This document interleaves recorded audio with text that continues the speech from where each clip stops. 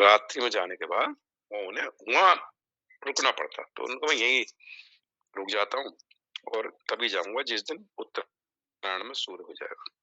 तो इसलिए वो बसु लोग बसु तो सारे अपना जो जिसका अंश था उस अंश ही में मिले, तो बसु बन गए। तो इसलिए कहते बसु नाम बस है। पवित्र करने वालों में अग्नि, शिखर वाले पर्वतों में सुमेरु, सुमेरु सबसे ऊंचा है कुछ है। तो इसलिए पुरोदशाम से मुख्यम माम से विद्धि पार्थ बृहस्पति, पुरोहितों में मुख्य बृहस्पति को जानो, मेरा स्वरूप जानो। यहाँ बृहस्पति कहा है, और जब एक बार पिछली बार मैं देख रहा था तो वहां शुक्राचार्य कहा, क्योंकि ये ना हो कि साहब बृहस्पति को कह दिया शुक्राचार्य को नहीं कहा। तो भागवत में जब विभूति बताई है उद्धव जी को, तो वहां भी बहुत तरह ये सारी है, लेकिन इनमें दोनों में परिवर्तन कर दिया, वहां अलग नाम बता दिए। कुछ कॉमन भी है दोनों में से, कॉमन कम है लेकिन अलग अलग बहुत है। तो वहां शुक्राचार्य को कहा, तो चूंकि ये देवताओं के गुरु हैं, वो उनके असुरों के गुरु थे। सेना सेनापतियों में स्कंद में हूँ, और सारे जो भी जलाशय हैं, जो समुद्र सबसे बड़ा होता है तो विशेषता है समुद्र, सब में विशेषता है। वो देवताओं के गुरु हैं बृहस्पति, इसलिए उनका नाम ले दिया। मन भी इसलिए सबसे जबरदस्त मन ही होता है, सारा संकल्प विकल्प सब करता रहता है। चेतना हम प्राण शक्ति सबसे बड़ी है।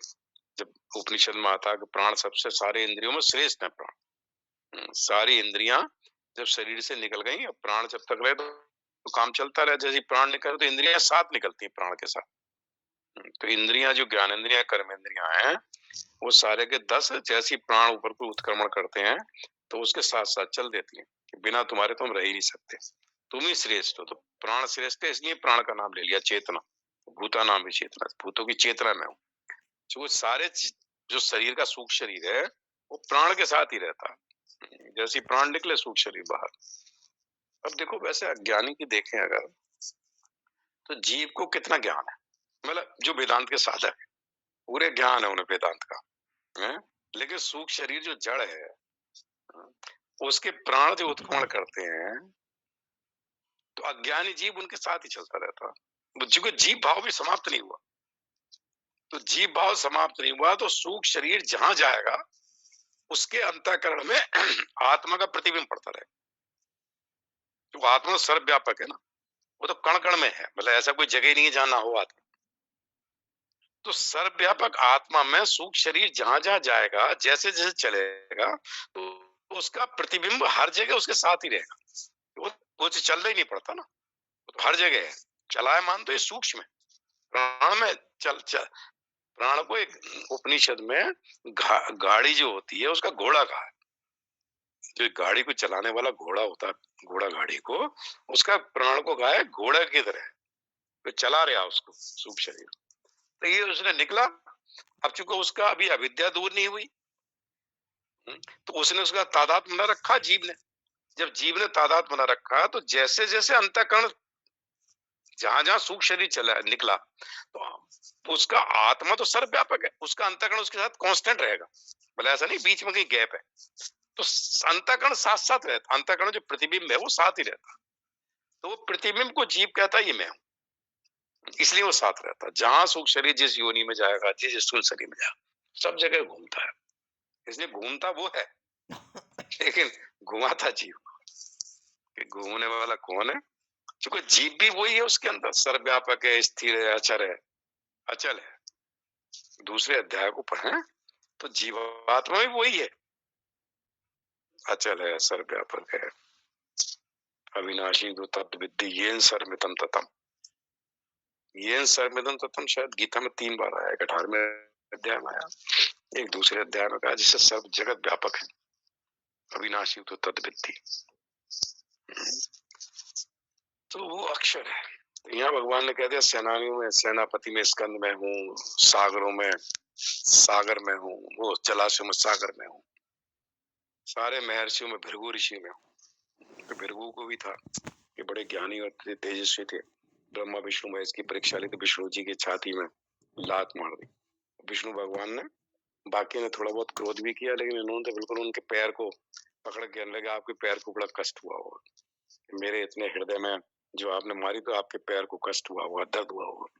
तो वो उनसे क्षमा मांग रहा है विष्णु भगवान, उनके पैरों को, क्या आपके पैरों को, चरण चिन्हों को कष्ट हो गया हुआ। तो मतलब वो एक पराकाष्ठा थी कि इसके बाद भी उन्हें जरा सा भी विचलित नहीं। और उसमें पहाड़ों में, हिमालय में, तो इस तरह का उन्होंने ये विभूति बता रहे हैं भगवान। तो ये उपनी उसकी भी देख लेंगे कल, भागवत की भी। मैं भी 4 दिन नहीं हूँ तो इलाहाबाद जा रहे हैं थोड़ा संगम पे। तो सारस्वत जी शायद कल होंगे, जिस लोग वो करेंगे। तो बढ़िया, मतलब विभूति का मेरा मतलब कहने का ये था, विभूति के साथ ना पढ़ के हमें पकड़ना है जो इसका कारण है, ये विभूति के पीछे जो रहस्य है विभूति बताने का। तो इसलिए भगवान विभूति के द्वारा ये बता रहे हैं कि भाई कारण पे जाइए, आप कार पे मत रुकिए, बस किसी भी विभूति के ऊपर ना रुक के उसके पीछे जो विभूति का कारण है उस कारण को पकड़ो। हाँ, जय श्री कृष्ण। जय श्री कृष्ण। पूर्णमदः पूर्णमिदं पूर्णात् पूर्णमुदच्यते पूर्णस्य पूर्णमादाय पूर्णमेवावशिष्यते। ओम शांति शांति शांति। श्री कृष्ण अर्पणमस्तु। ओम तत्सत्। ओम तत्सत्। हाँ मेहंदी जी कुछ कह रहे हैं? मैं कह रहा था साहब, जय श्री कृष्ण, साहब आत्मा सब जगह है और सूक्ष्म शरीर जाती है, तो मोक्ष में क्या स्थिति रहती है? देखो मोक्ष, मोक्ष ना 5 तरह की मुक्ति बताई है। एक मुक्ति है जो सारूप मुक्ति है, एक है जो सालोक मुक्ति है। मुक्ति इनको भी कहा है, ऐसा नहीं है कि मुक्ति नहीं, ये मुक्ति है। एक ही मुक्ति जो अंतिम है, जिसमें कहते हैं जिसमें शरीर का उत्क्रमण नहीं करता। यही शरीर जो है बहुत ही ब्रह्म ज्ञानी, जिसका बिल्कुल ही जीरो, मतलब इतनी उच्च अवस्था है, उच्चतम अवस्था है कि उसके प्राण ही उत्क्रमण नहीं करे और उसके जो सूक्ष्म शरीर के सब अपने अपने जो अंग जिससे उत्पन्न हुए उसमें लीन हो गए और बाकी के बाकी जो है वो व्यक्ति जो है ब्रह्म में लीन हो गया, यही इसी लोक में यही बैठा बैठा। बाकी में है कि जो भगवान के बहुत ज्यादा, जैसे कोई व्यक्ति है बहुत ज्यादा स्वाध्याय करता है, व्रत करता है और भगवान को ब्रह्म को भी मानता है, राम की कृष्ण की उपासना करता है, तो भगवान कहते हैं सालोक मुक्ति के मेरे लोक में आ जाता। मैं तो उसका भी नाम मुक्ति है, सालोक मुक्ति, सारूप मुक्ति। और उसकी कंडीशन वो है कि सारूप में उसका रूप मिल जाता, चतुर्भुज रूप मिल गया, वैसे ही रूप मिल जाएगा जैसे भगवान का है।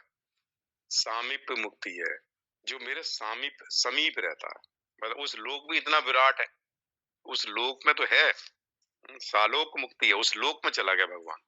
लेकिन भगवान के जैसे मान लो इंडिया में कोई है व्यक्ति और एक बिल्कुल मणिपुर के बिल्कुल आखिर में रह रहा है, तो रह तो भारतवर्ष में रह, लेकिन प्रधानमंत्री के करीब नहीं। एक है जो भगवान के कहते हैं वो सामीप्य मुक्ति है।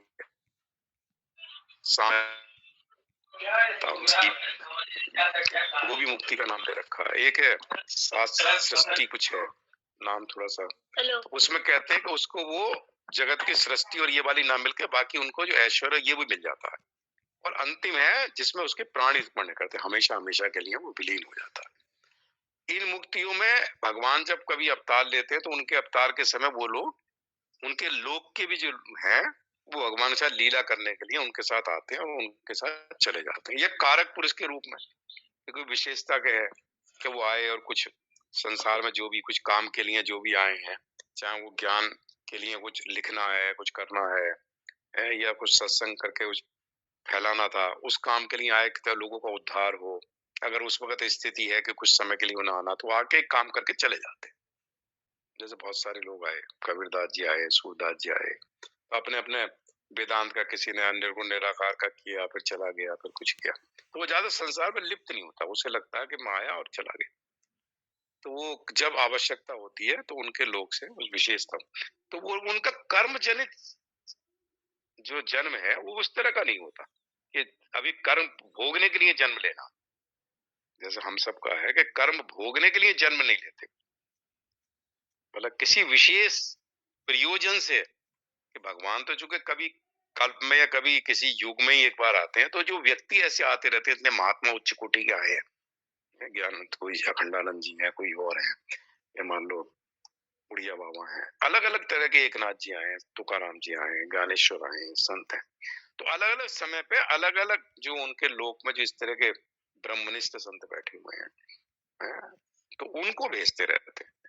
लेकिन ये सारी व्यवस्था जो है है ईश्वर की, लेकिन इस व्यवस्था में बस ये है कि किसी तरह से जो हमारे अंदर कामनाएं, संसार की आसक्ति, ये धीरे धीरे जो चीजें हैं ये धीरे धीरे दूर होने लगे। क्या होगा और क्या नहीं होगा, वो कहाँ जाएंगे कहाँ नहीं जाएंगे वो अलग इशू है। लेकिन हमारे अंदर जो थोड़ा सा भी ये चीजें हैं कि कहीं हमारे साथ संबंध बहुत ज्यादा, जहां भी आसक्ति के साथ हमारा संबंध है वो हमें कहीं नहीं जाना देता, तो वो आसक्ति वापस लाती है। जिस चीज में वो आसक्ति है वो हमें बांधा रखा उसने, आसक्ति बंधन है ना, तो उसने बांध दिया, वो हमें कहीं जो सालों सारूप है ना वो भी नहीं बांध पहुंचाने दे रही, उसने बांध के रख दिया यहीं कि वापस आइए आप मेरे। अभी मन में जैसे रात में सोने से पहले दिल में कोई ऐसी विचार आता तो रात में स्वप्न उसी तरह का आ जाता, तो सबसे पहले विचार वही सोने के में आया था। तो कहते हैं मृत्यु समय जो ऐसी वासना है, कोई ऐसी चीज बंधन कहीं पड़ गया तो वो उसको थोड़ा ऊंचा तक नहीं जाना, तब उसने रस्सी जो बांध रखी है मतलब इसी पृथ्वी लोक पे कहीं बंधा हुआ है। इसलिए कोशिश ये अपनी तरफ से एफर्ट्स ये करते रहना चाहिए कि हमारे मन में जिसके प्रति प्रेम, प्रेम तो बहुत अच्छी चीज है, बहुत ज्यादा राग ना, इसके बिना तो अभी मेरा रहना मुश्किल है, तो कहेंगे इसके बिना नहीं रह सकता फिर दोबारा उसी के पास आ। तो इसलिए वो जो आसक्ति है उसको थोड़ा सा किसी भी चीज में ना रहे। और जब इसीलिए भगवान विभूति को कहने का मतलब ये था कि जहां भी हम ऐसी चीज देखें इसमें हमें आसक्ति नहीं जा रही, उसको उसके साथ जोड़, ये भगवान के स्वरूप है। आसक्ति भगवान की आसक्ति बन जाए, मतलब किसी चिंतन को उस तरह से जोड़ने लगे कि देखो है तो ये परमात्मा ही, जब भगवान ही सब में बने हो तो इसके अंदर भी आत्मा वही है, इसके अंदर भी परमात्मा वही है, तो मैं जो भी सेवा करता हूँ वो परमात्मा की सेवा हो रही है परमात्मा के साथ जो। तो किसी तरह से वो कहते हैं उस व्यक्ति में भी तुम मुझे देखो तो उस समय मेरी विभूति समझो कि देखो ये विभूति तो परमात्मा की है, तो घुमा फिरा के मेरे तक जोड़ दो जो भी चीज है, तो मेरे साथ तुम्हारा संबंध बना रहेगा। मतलब इस तरह से थोड़ा सा कह रहे हैं मन जो है हर चीज में जब मुझे देखने लगो तो मृत्यु के समय और सब जगह तुम्हें मैं ही दिखाई पड़ूंगा कि भाई मैं ही हूँ, मन में वही विचार आ जाता। इसलिए विभूति को बढ़िया करके तो इसलिए कारण रूप में 7वें अध्याय में, कार्य रूप में, अब यह व्यक्ति के रूप में, भाव रूप में बताइए इसी अध्याय में बुद्धि ज्ञान जो 20 भाव बताए हैं चौथे 5वें श्लोक में, कि जो भाव हमारे अंदर आ रहा है इसी भगवान के वो जब वो कहते हैं चेतना मैं हूँ, तो चेतना प्राण शक्ति से तो भाव आ रहे हैं, मन बुद्धि काम कर रही है। तो इसमें सोचो कि मेरे मन में मेरे बुद्धि में जो कुछ है ये चेतन शक्ति है, तो भगवान की चेतना तो वही है, तो मेरी चेतना कहाँ, मेरी मैं प्राण शक्ति के साथ जो कहता हूँ मेरे प्राण निकले, तो मेरे प्राण, वो तो कह रहे हैं प्राण तो मेरे है, प्राण शक्ति तो मैं हूँ। जब व्यक्ति परेशान होता है तो कहता है मैं किसके प्राण निकले, कहते हैं कहाँ कहाँ तो देखो अहंकार, मतलब वो अहंकार भी मान ले जो मैं मतलब मैं शरीर जीव भाव जो है, अहंकार को जीव कहते हैं, वो किसी तरह समाप्त होने लगे। इसलिए भगवान की कोशिश है विभूति में कि किसी तरह से मुझ तक पहुंच जाए, मतलब मेरे साथ संबंध रख के संसार में रहता हूँ।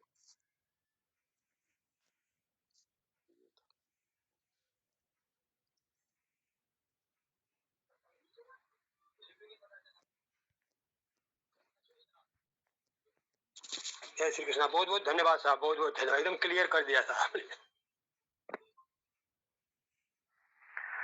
तो आपको मोक्ष चाहिए या नहीं? मोक्ष, मोक्ष की बात इन्होंने पूछा है, मोक्ष समझ में आया कि नहीं? मोक्ष क्या है? मोक्ष कब मिलेगा? अब हमने मोक्ष का मतलब इतना, जब हम प्रभुमय हो जाएंगे बस मोक्ष है। जब अभी विभूतियों को हमारे आदरणीय बालकृष्ण जी ने कहा कि ये जहां देखो बस हम ही को समझो कि ये मैं ही हूँ, ये परमात्मा ही है, ये परमात्मा का ही स्वरूप है, सब कुछ ब्रह्ममय ही है, सब कुछ परमात्मा ही है, सर्वत्र वही है। यदि यही भाव आ जाए तो हमस्मि इति शिरोमणि आचार्य वृत्ति प्रभु श्री अखंडा, विद्यासागर जी महामुनिराज अखंड, दिनांक 17 यही फरवरी चिंतन, शनिवार यही चिंतन, सम्माद अखंड शुक्ल चिंतन। अष्टमी इस पर्वराज के चिंतन में कोई अंतर्गत अंतर ही न उत्तम आवे। सप्त जो कुछ घोर देखा, दिन अरे रात्रि में ये भी प्रभु, यहाँ भी 2 प्रभु, ये भी 35 प्रभु, बजे सर्वत्र प्रभु, ब्रह्म में लीन हुई सर्वत्र वही विद्यमान है, और उसके अलावा कुछ है ही नहीं है। 3 दिवस जब पूर्व अन्न जल सर्वम का खल्विदम